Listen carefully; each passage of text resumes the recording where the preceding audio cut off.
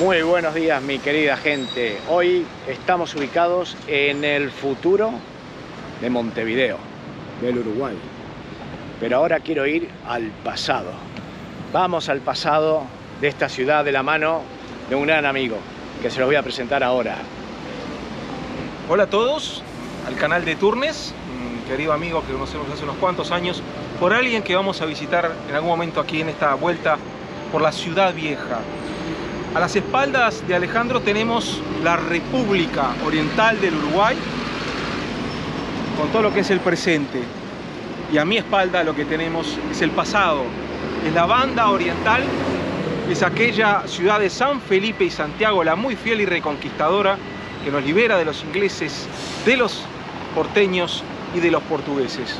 Es una declaratoria de independencia múltiple, en un territorio que sus murallas son 2 kilómetros. Es muy poquito espacio. Estamos en lo que es la calle Sarandí, una peatonal, y aquí donde estamos pasando es el foso. A mi espalda está la puerta de la Ciudadela, que incluso durante un tiempo no estuvo aquí. La puerta que llevaba a las carreras. ¿Por qué las carreras?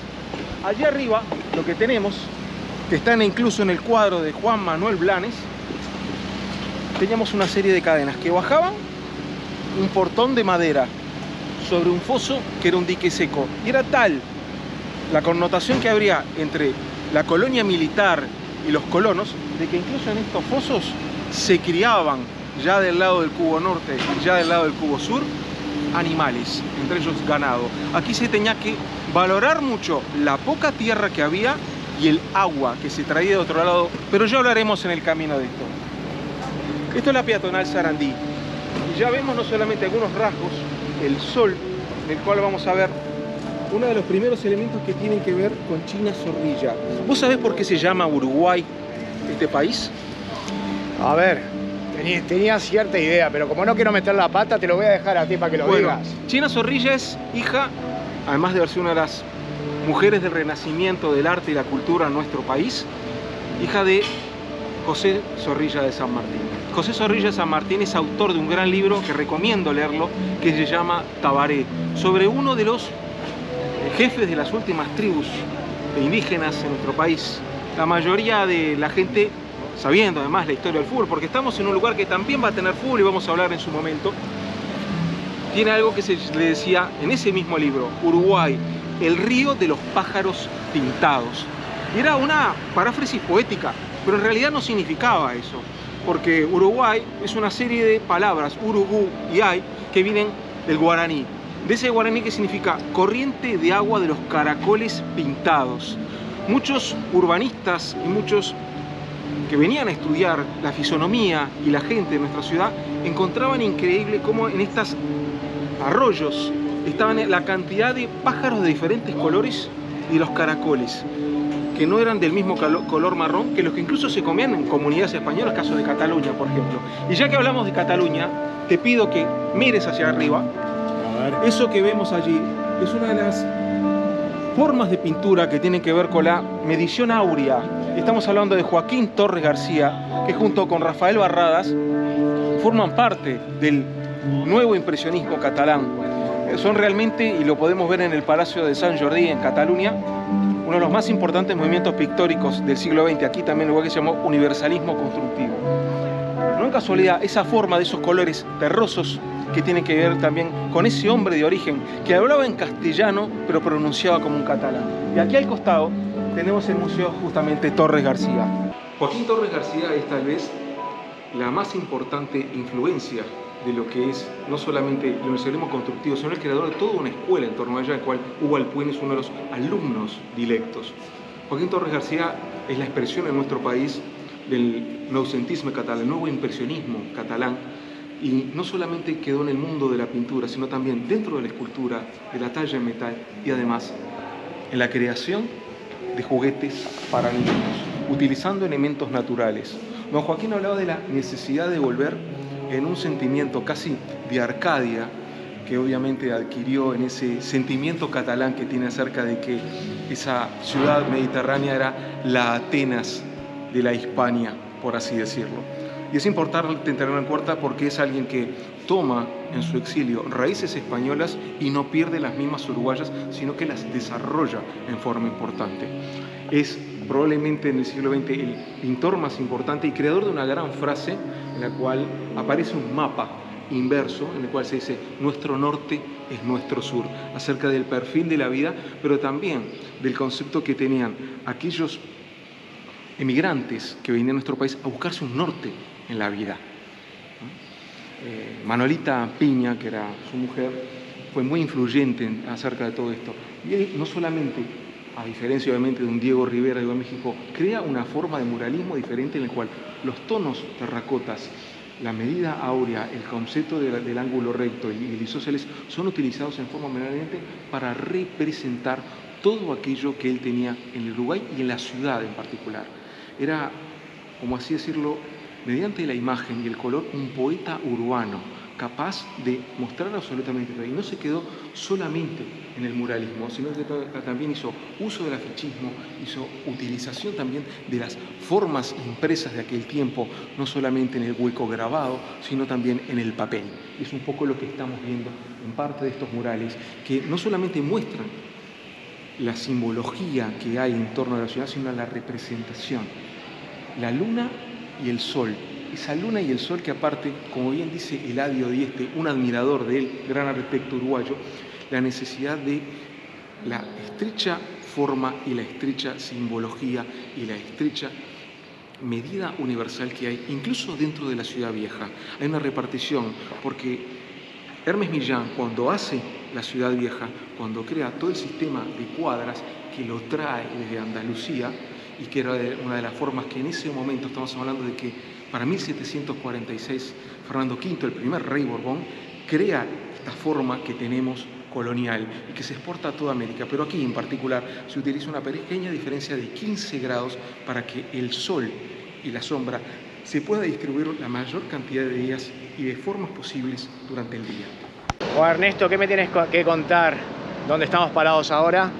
Bueno, acá hay el pasado y el presente siempre están conviviendo en forma permanente aquí. Y esto te lo digo por una serie de razones. La primera es que aquí tenemos el Teatro Solís. Y el Teatro Solís que realmente tiene una exportación, por así decirlo, porque esos colonos que vienen aquí, nosotros tenemos varias corrientes migratorias y esas corrientes migratorias traen lo suyo. Como en la actualidad puede venir gente de Venezuela, gente de Cuba que se está afincando en otro país y están dejando su huella aquí. El Teatro Solís es una réplica a escala del Teatro de la Scala de Milán y tuvimos la suerte en algún momento de tener al mismísimo Enrico Caruso cantando aquí.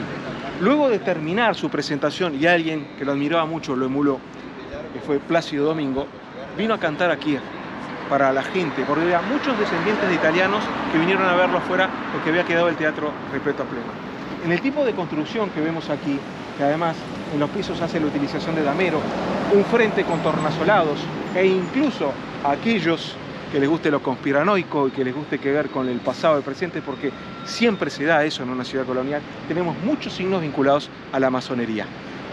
Particularmente ese sol que vemos allá, su cantidad de rayos, si lo suman, van a ver que es una de esas cifras características. Pero además en esta calle Bacacay, que desemboca en uno de los primeros diarios de la ciudad, que fue La Mañana y el diario que perteneció a los Manini Ríos, una de esas familias que estuvo vinculada a la guerra de 1904 entre blancos y colorados, tiempos de José Valle y Ordóñez. Y allí, al costado de lo que estamos viendo, que tiene que ver en esta calle de los Buenos Aires, que fue además, y después lo vamos a mostrar en algún momentito del recorrido, la calle de los Oficios. No nos olvidemos que desde la puerta de la Ciudadela hacia acá se daba la primer feria vecinal, en la cual se vendía la fruta y la verdura. Esa batería de San Sebastián era, obviamente, formaba parte de la fortificación, que era generalmente la utilización en ángulos y con un foso, como nos referíamos. Y hacia abajo, ¿no? Obviamente estamos en el cubo, ¿no? Del norte, en ese cubo que hay allí abajo, que están algunos cañones, desde allí entraron los ingleses e invadieron la ciudad. Obviamente eso es otro capítulo de la historia, pero para una pequeña cosa, esos mismos ingleses que estuvieron un breve lapso de tiempo, no solamente empezaron a hablar de traer las vías de tren, sino que además de ello trajeron el primer periódico, que fue el Blue Star, y por eso lo que yo me refería a decir recién de La Mañana y el diario. Aunque no quisiéramos, aquellos invasores y aquellos colonos estaban a sus formas haciendo parte de lo que iba a ser la historia de nuestro país. Esta es la calle Bacacay. Antiguamente, donde estuvimos recién en el Museo Torres García, fue la primera casa de óptica, fue la casa de Óscar Ferrando.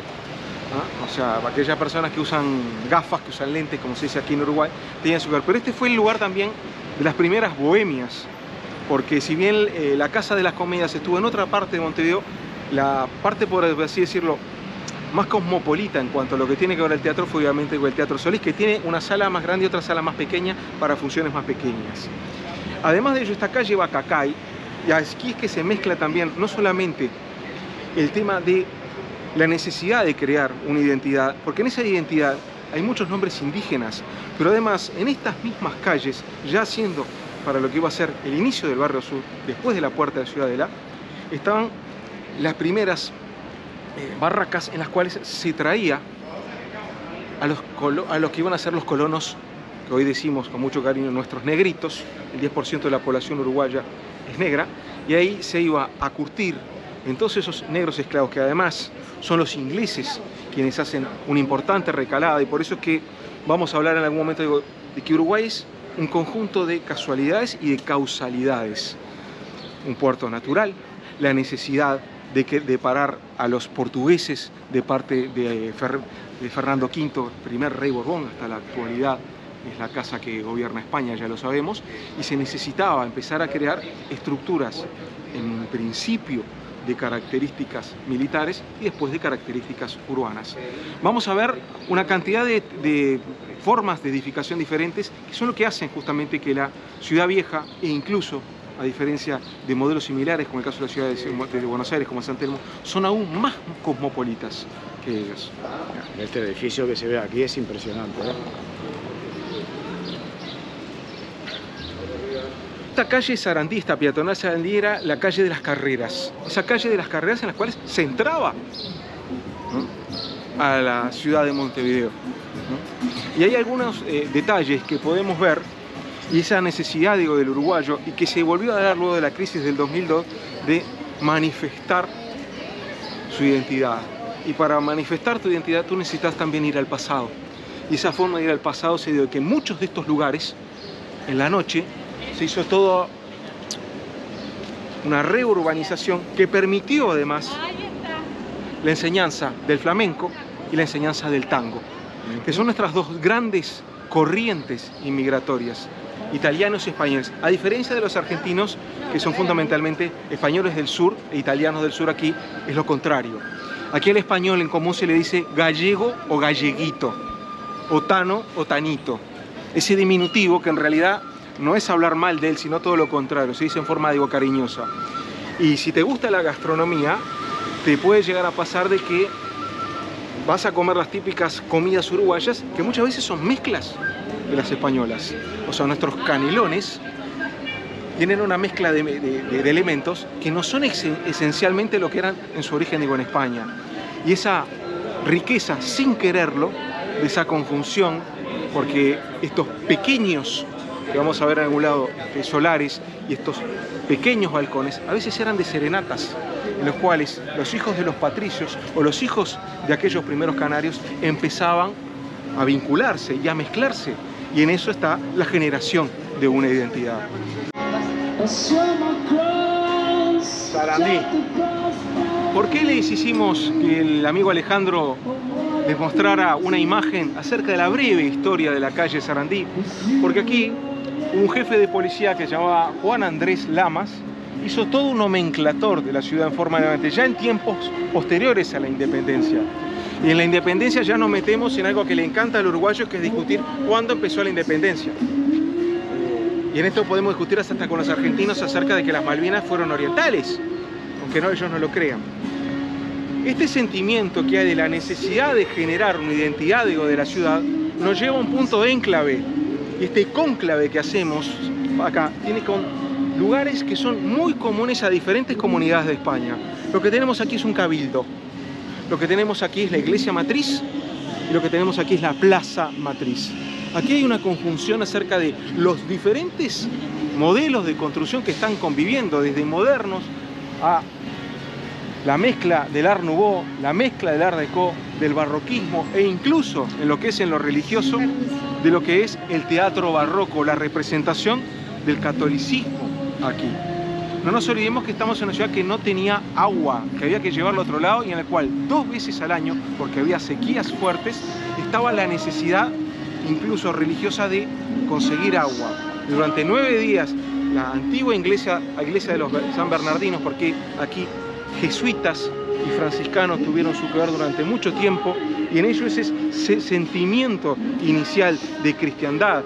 Esta iglesia no solamente ha sido iglesia, sino que también durante tiempos de pandemias y de epidemias llegó a ser el pequeño sanatorio en el cual se traía no solamente a los soldados luego de una batalla, como en cualquier iglesia desde el medioevo en Europa, sino también en los tiempos de la patria. Te voy a contar una pequeña anécdota. Uruguay es un país laico. Ese proceso empezó en lo que se llamó las instrucciones del año 13. Ya vimos la Plaza Independencia, en la cual en esa enorme estatua está el Padre Nuestro Artigas. Entonces, la mezcla de esa fiesta de la independencia pagana con esa fiesta católica, el Padre Nuestro, tiene su significancia en que el sistema de colonización generalmente tiene ¿qué es lo que ves en cualquier pueblo de España? La plaza, la autoridad y la iglesia. ¿Bien? Correcto. Ese punto nos lleva acá incluso.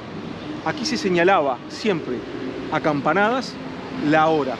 Y esa hora era la hora no solamente de levantarse a trabajar, sino que además era la hora también en la campana que se declaraba la misa. El campanario tiene 4 campanas. 2 de ellas tienen un diferente sonido a las otras y tenía que ver justamente que era para avisar de diferentes eventos. Era el sistema, esto se heredaba en ese sistema de la Casa de Indias que habían puesto Fernando V en América. Pero aquí, con las diferentes corrientes migratorias, se hizo un modelo muy particular. Las instrucciones del año 13 de José Artigas no solamente terminan como primer país de Latinoamérica en quitar la Inquisición y además ser el primer país que va a inyectar, ya que estamos en tiempos polémicos, una vacuna contra la viruela. En esa misma reforma, a pesar de ser una persona creyente, pero que políticamente era un ateo, José Gervasio Artigas permitía en las nuevas localidades que se hiciera un espacio para la iglesia. Ahí se estaba construyendo el país laico que hoy conocemos. Porque vos sabés muy bien, Alejandro, y en eso sí nos parecemos mucho a los españoles, la religión del Uruguay es el fútbol.